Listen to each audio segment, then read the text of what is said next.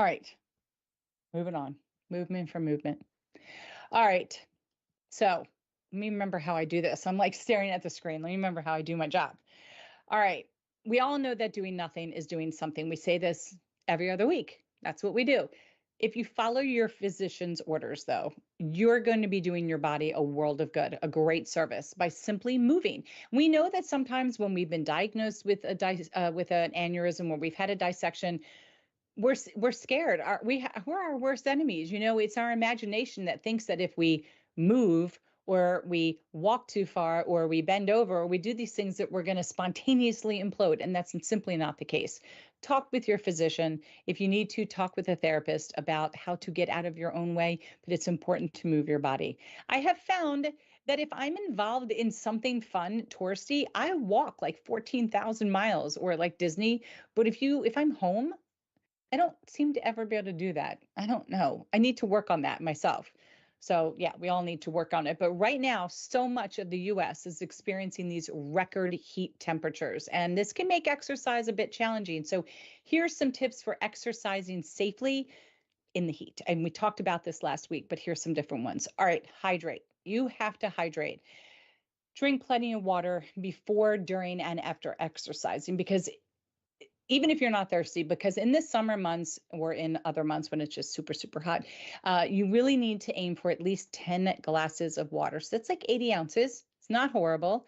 I know they always say about half of your body weight in ounces, but about, what did I say, 10 glasses or 2 liters. So if you're exercising moderately or less for an hour, that water should be enough to sustain you. But for more intense workouts or things that last a little bit longer, then you might want to try an isotonic sports drink. And I know people have seen these hydrate packets.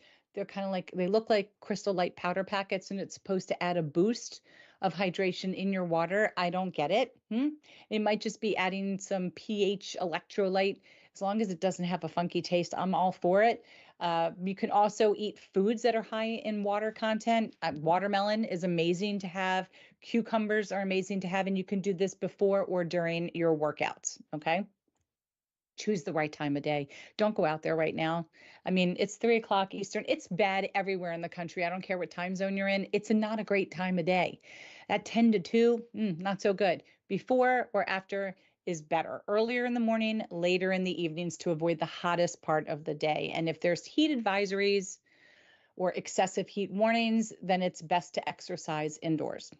All right, protect your skin, something that I think a lot of people forget when they're going to go out to do a short workout or a walk. They forget sunscreen or a hat or protective clothing. These things are all very important because some of the medications that some of the community members take could make you more prone to skin cancer. So sunscreen with a higher SPF, a visor, a hat, sunglasses. Don't forget your sunglasses. That's important too. Dress for success. Light colored, loose fitting, breathable clothing. All very important.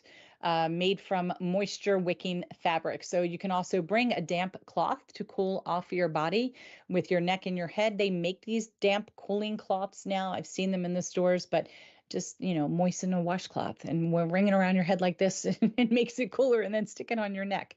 It was less money. All right, know your own limits, know your limitations. Use extreme caution if heat index is 90 to 93 degrees Fahrenheit, and don't exercise outdoors if the temperatures feel higher than 100. You should also limit your outdoor exercise to no more than 30 minutes at a time when it's this type of heat outside. Always consult your physician before managing an exercise. I don't know why it says an exercise YouTube. Don't know what that word is, but an exercise program. If you have questions about how this heat might affect you, given your medications and your certain medical situation, then please speak with your personal clinician. But moving is still very important. So work it out with him or her and figure out how you can best move your body. All right, that's Movement for Movement Monday.